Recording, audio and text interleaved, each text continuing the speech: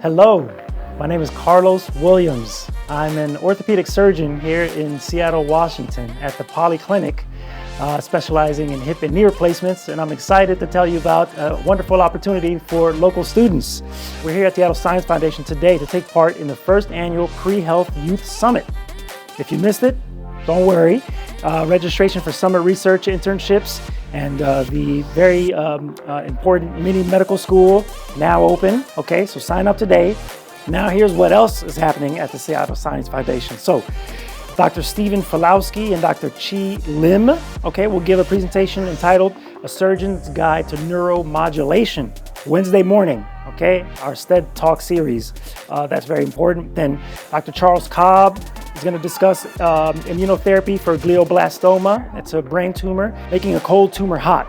Thursday morning, a Friday virtual spine journal club. Very exciting.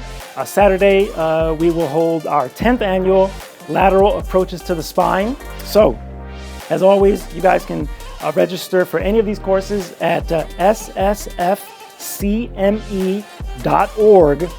And thank you for supporting the Seattle Science Foundation.